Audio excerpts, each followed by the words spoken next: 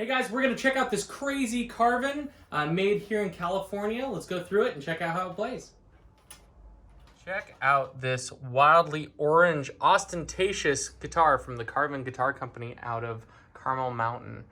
This is one of their gold hardware Floyd Rose models, through neck, and we're just going to check out some of the features. First off, the body shape. What a cool shape, right? Really good, nice, subtle accents here. Really well done. I know a lot of these things they do by hand still, which is pretty cool. If you get a chance, you should definitely watch the YouTube kind of walkthrough on their factory. Now the company is owned by one of the two brothers, I believe, and he changed the name to Kiesel. So they're still making guitars. They even have some of the old Carvin body shapes, but it's kind of changed branding and stuff. So yeah, killer quality on the body. Really nice. You know, they don't show any of the wood back here, but I'm sure it's two wings glued onto the center maple piece. The neck is gorgeous. Really nice flame. And it looks to be a satin finish rather than a tung oil on this. And you can see the maple cap fingerboard, but they did a pretty good job matching the same flame. They have this elongated kind of rectangle jack, kind of unique. I haven't seen that a lot. I thought it was interesting. They used drywall threaded screws for the back tremolo springs. Kind of haven't seen that before. Also, don't quite understand why those are routed out. I haven't seen that before either, but they must have some reason for that. Clean logo and kind of a boring truss rod cover, all things considered. Let's check the nut. I hope it's Graphtec. It looks kind of like plastic, but I'm going to assume that it's a little bit higher end than that. They have their proprietary Carvin tuners. I know I've heard rumors that they just throw their logo on some stuff, so I'm not sure who made these. They don't look identical to Spurzells that I know of, but you know, they're probably having them made somewhere overseas is my guess. But I would love to be proven wrong if someone has some info. Knobs, they're good standard knobs. It does look like they pit. This is kind of an older guitar, around 10, 15 years old. So certain amount of that is not necessary, but expected. You can see that the pitting, not really a lot of pitting on the humbucker covers or the bridge. So that's cool. Floyd, pretty standard, straight ahead Floyd. Everyone's worked on them. One little attention to detail that I do appreciate is that they have gold bobbins in the pickups to match the covers. So that's pretty sweet. I think it's weird that they went with nickel screws for the pickups. It's kind of funky, but maybe that's not original. Maybe one of the owners actually did that. Now to the last thing before we plug this in, check out the fretwork. So pretty decent. They're rounded edges. Nothing's too sharp. I'm always a fan of when they're pretty, they leave a lot of meat on there. So the string doesn't kind of break over here, you know, that's pretty common. But they're very smooth. Looks pretty good so far. Let's plug it in and check it out. Okay, so this thing has a really smooth neck, real thin, kind of like one of the Charvels. Feels really shallow this way. Nice width, not a huge taper. It actually keeps pretty consistent from here to here. It gets a little bit wider, but not like the PRS or some of the other guitars I've played. Yeah, I did a setup on this, so it's playing really nice, low, fast for legato stuff.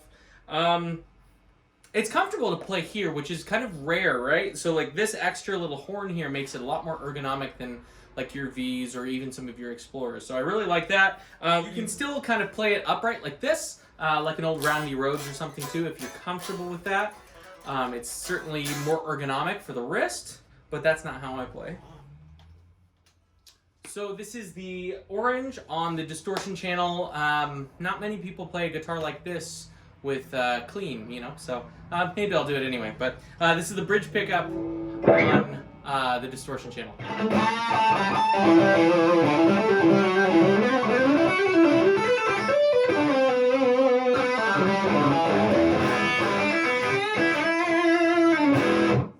Okay, obviously this is a very fun guitar to play, but I'm going to swing up and just show you some of the other pickups, just so you know. So this is going to be the bridge pickup.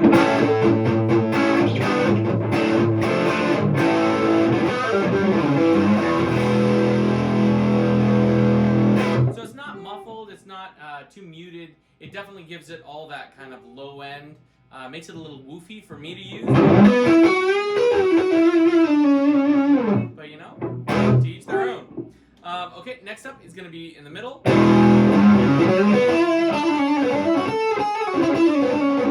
Okay, next up is in the middle.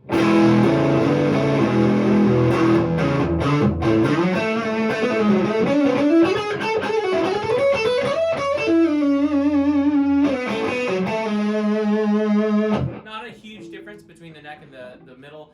We'll switch it over to clean and see what it does. Okay, this is the clean channel.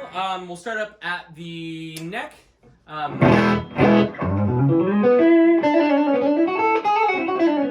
Crystal clear. And real punchy. I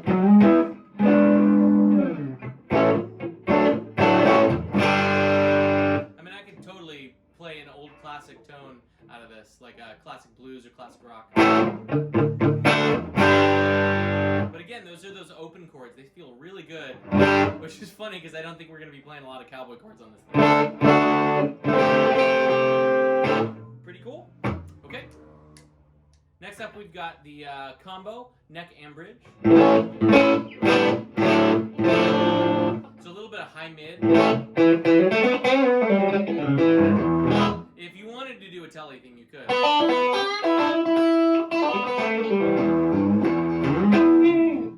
Okay, and last up is the bridge. Real sparky. I would love to see Corey Wong play something like this.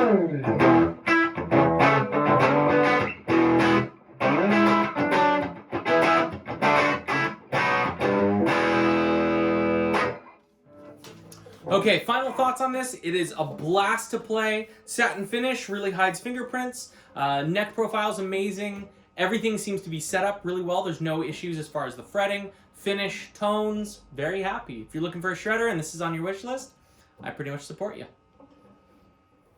Okay, if you get a chance, hit subscribe so that we can keep making new videos. If you get a chance, down in the comments, let us know what other cool guitars we should check out, and we'll see you guys soon.